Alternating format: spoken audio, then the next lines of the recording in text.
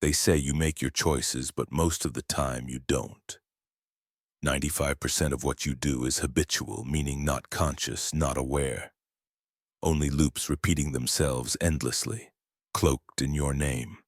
Who is this ghost that runs your life? It's not a demon, not fate or karma. It's your subconscious. It is the ghost running the controls, and it doesn't care what you want. It only cares what you've repeated throughout your life. It's not for evil intent, but it is loyal to your patterns, to your fears, to whatever you taught it to worship. And the worst part, you taught it without knowing. An example that we can all relate to: Jamie always got close. Close to love, close to peace. Close to a breakthrough into the life she deeply desired, close enough but always too far. And every time something underneath sabotaged the moment. Every time without fail, hitting snooze one too many times on the morning of her dream job interview. On the first date with someone kind, she overshared her deepest pain before they even got to dessert. The night after things finally felt calm, she picked a fight over nothing just to feel something. She saved money for 6 months and blew it in a weekend she can't even remember. Why? Because somewhere long ago, Jamie learned that success meant betrayal, that love meant danger, that peace wasn't safe. The subconscious remembered, and it protected Jamie like it protects each of us by ruining what we want most. This isn't laziness, this isn't weakness, this is loyalty to the pain cloaked as safety. By age 7, your brain was shaped by shadow, not through logic, through repetition, not through choice, through absorption. Whatever repeated itself around you became your truth. Your subconscious took diligent notes. You're too loud. Money is evil. Stay quiet or you'll be hurt. Good things don't last.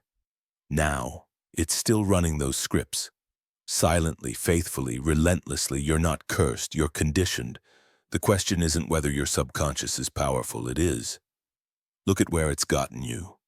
Don't you see how safe you are? The correct question is, can you redirect it? It takes intention. It takes daily rebellion against the years of habit, the years of programming and comfort. Your subconscious doesn't understand logic. It understands ritual repetition and, above all, emotion. So speak to it in its native tongue. Every morning, every night, right before sleep, right after waking. That's when the veil is thin, when the ghost is listening. Speak new truths, new scripts. Let them echo until your bones remember, not like you're convincing yourself, but like you're remembering what is true. Break the rhythm. Not tomorrow, not next week. Now interrupt the loops before they claim another day. Shake your body violently, rhythmically, like you're casting off someone else's skin. Because you are. The body remembers what the mind forgets. Wake it up.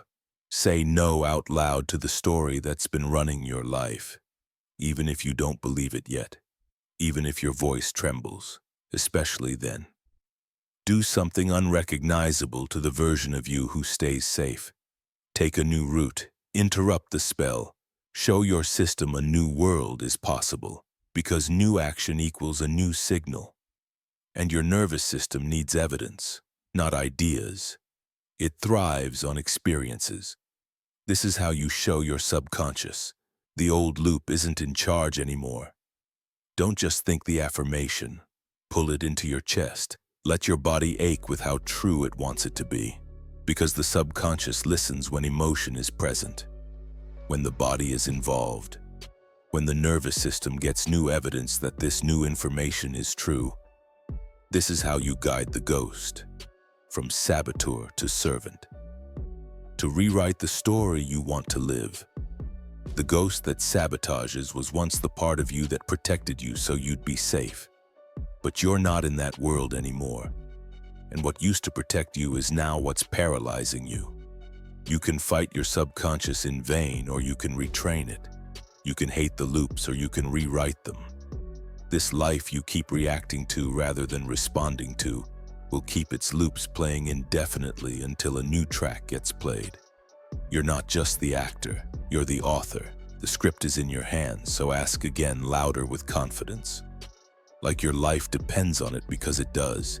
Is my subconscious on my team? If not, start building a new one line at a time, one breath at a time, until the ghost remembers who you really are. But what if this new revelation is bigger than your personal healing? What if your waking up isn't just for you? The divine didn't make us just to watch. We were created so it can become. Like the waves that teach the ocean how to have motion, like the songs that give music its shape, like the sparks in the fire that remind it how to burn. There's a story, ancient, sacred, almost forgotten. A man named Job, devoted, upright, faithful to God, and yet everything he loved was stripped away: his family, his health, his dignity. And Job didn't just suffer. He questioned. He challenged God directly, not with rage, but with ache. "Why," he asked, "do you allow this?" And for the first time, God responded.